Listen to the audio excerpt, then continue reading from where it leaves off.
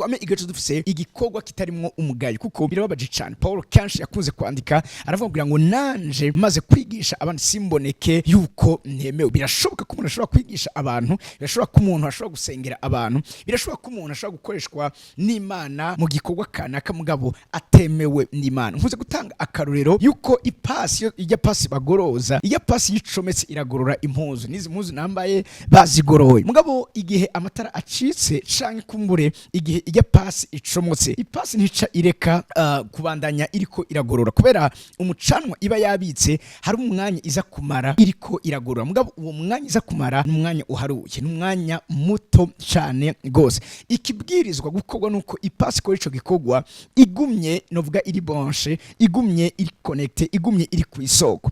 Ico nifuriza umuntu wese Imana ihamagara mu ibango ry'ubuherezi nuko ivyo wokora vyose nkuko tuza kuronka umwanya kuvyagura mu mwanya uri imbere, nuko igihe cyose woguma uri ku isoko. Nagiye gusanga igishobora gufasha abantu muri kino gihe nico wewe ubwawe umaze kubanza gucika. Imbere yuko uza kwigisha abantu, ndatanga akarorero, imbere yuko bigisha abantu ibijanye no gutanga imbabazi, eske wewe waratanze imbabazi? Imbere yuko ubwira abantu ibijanye no gukora ivuga butumwa n'akarorero, ukabwira abantu ngene babwiriza kuja kuvuga ubutumwa bwiza bakaja kuganya imitima kuri Kristo Yesu, eske wewe urabikora? Bashaka kuba nivyo wumva ubwira abantu ibijanye no gusenga, mbega wewe urasenga? Umuherezi suwa ari we wese, umuherezi no gushikiriza abantu ico yabanje wenyene ubwiwe gucika. Umuherezi abwizwa kuba umwizigigwa, umuherezi kibiza kumuranga cyambere no kuba umwizigigwa, ube umwizigigwa. Ubwizigigwa ndashaka ndakubwire yuko n'umuvyeyi w'ibindi vyiza vyinshi ukene mu buzima bwa mubya nibango ry'ubuherezi, kuko benshi iyo turiko turaraba ubwizigwa bwaratakaye, ubwizigwa bwaratakaye bitewe no kungena Imana gibugura imiryango, ugasanga uko yahoze ari umwizigigwa bijanye no kungene wenyene ubwiwe arondera umwanya wo kuba